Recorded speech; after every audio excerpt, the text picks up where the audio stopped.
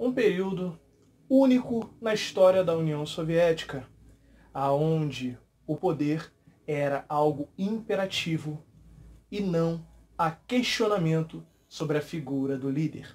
No vídeo de hoje nós vamos estar continuando a saga da Guerra Fria, falando agora de um dos períodos mais difíceis e sombrios da história da União Soviética. Alguém que levantava sua mão e todos tremiam na base. Hoje estaremos falando sobre uma das figuras mais terríveis da União Soviética e também é que fez prosperar. Hoje falaremos a respeito do estalinismo. Não perca nenhum detalhe do que será dito aqui no canal Jornada na História.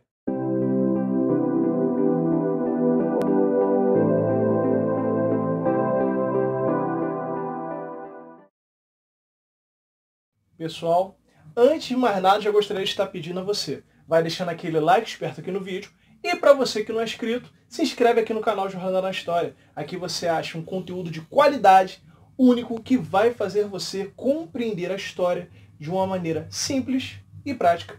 Bom, pessoal, nós vamos estar continuando a saga da Guerra Fria. Se você ainda não assistiu os vídeos anteriores, eu vou deixar a playlist aqui. Vai lá, quando acabar aqui, procura ver como foi o início disso tudo, as ideias que estão sendo lançadas aqui no canal, explicando detalhe por detalhe. Não perca nenhum episódio, ok? Bom, pessoal, hoje vamos estar falando a respeito do estalinismo.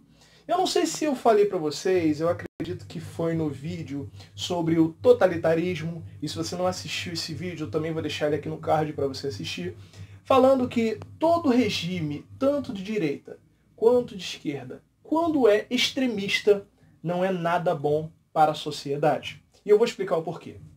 Quando nós observamos o stalinismo, nós podemos perceber algumas características de um regime ditatorial e totalitarista. Pelo fato de que ele traz sobre si alguns aspectos que vão contra a ideia da democracia e da liberdade de expressão.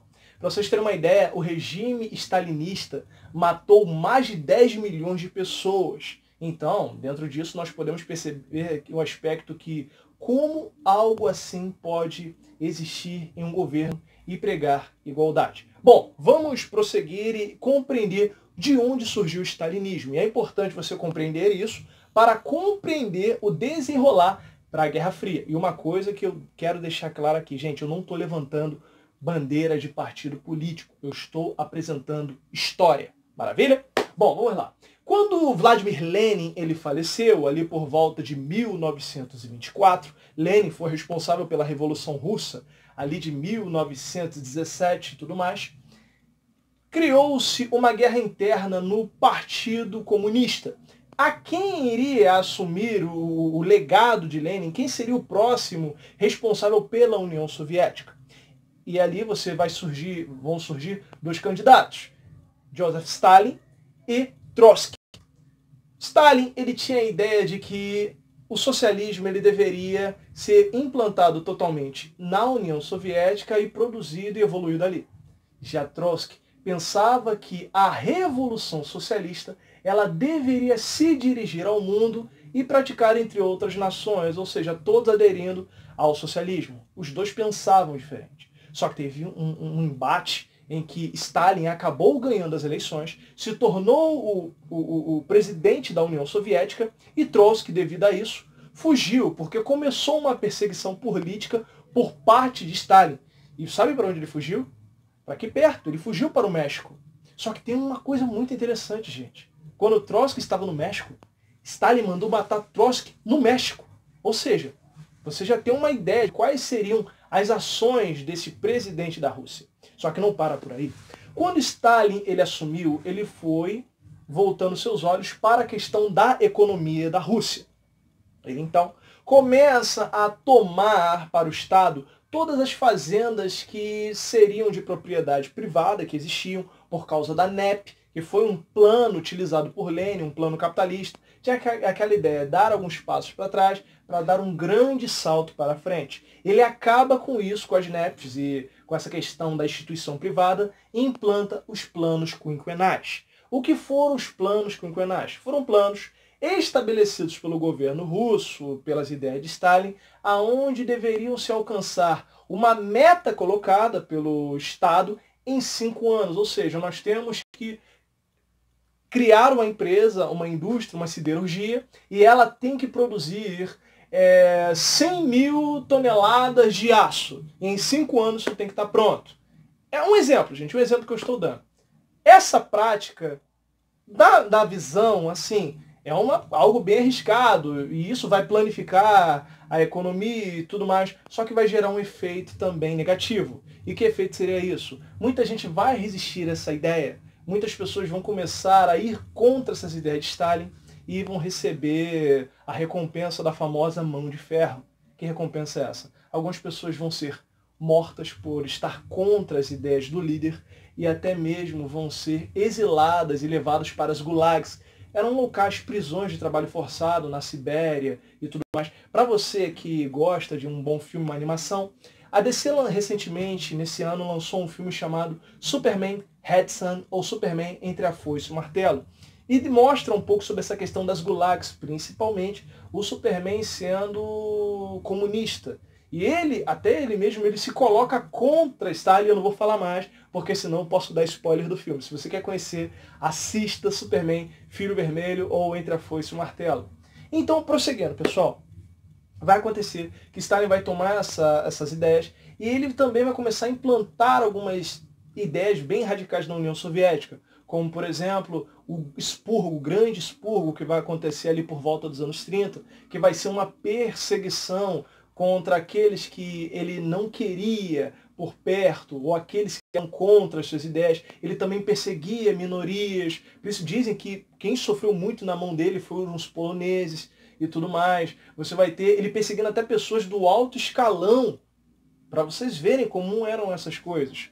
Então, prosseguindo, ele também vai trazer para dentro da Rússia alguns aspectos de um governo totalitário, como, por exemplo, o culto ao líder, que é um dos aspectos de um governo totalitário. Você vai ver isso também no fascismo e no nazismo, mas ele era antifascista.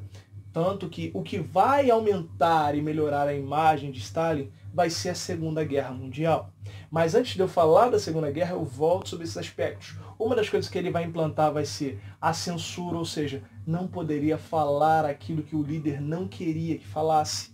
Ou seja, dentro disso nós vamos ter o culto ao líder, nós vamos ter o silêncio da mídia, a censura, nós vamos ter a perseguição religiosa, isso mesmo. Muitas igrejas vão ser fechadas nessa época, porque não pode, o líder não permite, tudo mais. Muita gente vai morrer durante o governo stalinista.